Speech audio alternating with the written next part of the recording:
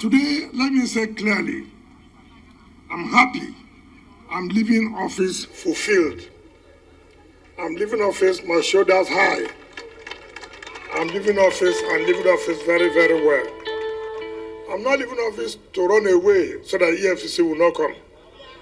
I'm leaving office and I will stay here. I'm not going anywhere. When the EFCC comes, go and show them all the projects. So I'm happy. Everything I've asked from God, He has done for me.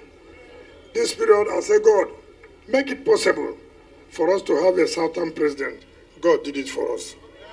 I say, God, make it possible for me to have a successor. And God made it possible.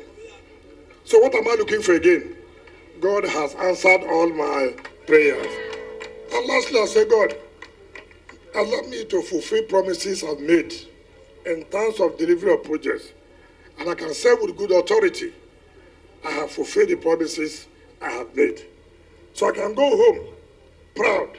And all of you who are from Accra, you should go home and be proud that your son did not embarrass you.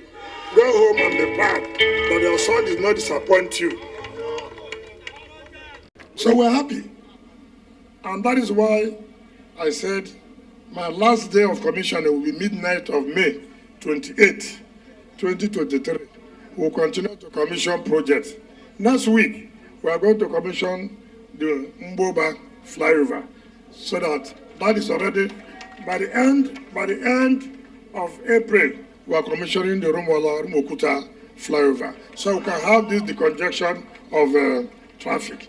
I hope all of you who have suffered these inconveniences, you can now see why it is necessary that we try to create this network of roads in order to ease off businesses.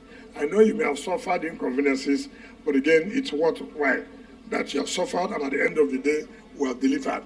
No project will be abandoned. And I pray that the support you are giving to me, you will also give more support to the incoming governor and his deputy. I know they will consolidate and continue wherever we have stopped. Last time I came here, I made two promises. One is to donate for the building of Ezo Hapa. I want to say that this afternoon we have fulfilled our promise of the 200 million naira.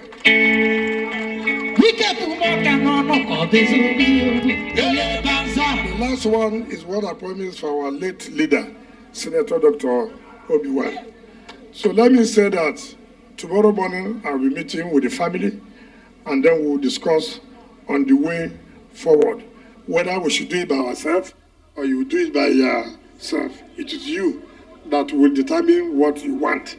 I don't want anybody to say, no, he has children who have capacity. I don't want this attitude, oh, no. If the money is their business, if you don't want to elevate the status of your father, you just continue. And people will ask you questions one day, how far? So don't bother. If they want to do it, they should do it. But I think it's better for them to also have experience and let them give them that assignment and see whether they can carry it out or not. So I want to go home well fulfilled that every promise I've made here last time I came, that I fulfilled the promises. And you too continue to support our own PDP here. Our own PDP. I said so, I know my colleague may not be happy, but sorry, there's nothing I can do about it. There's nothing I can do about it. Because I believe that we should have strong leadership. I can't support people whose interest is only to amass money. I can't support people where we did congresses and then raise about 12.5 billion naira. Within 2 months' time, the money is gone. And somebody has not stayed in office for 1 year, is building university. I won't support that. I won't. And that's why I support that. That bloody criminal must leave the office if we want PDP to be strengthened. I owe no apologies to anybody. I have said before, this is the final fight we will fight, and we are going to win this fight.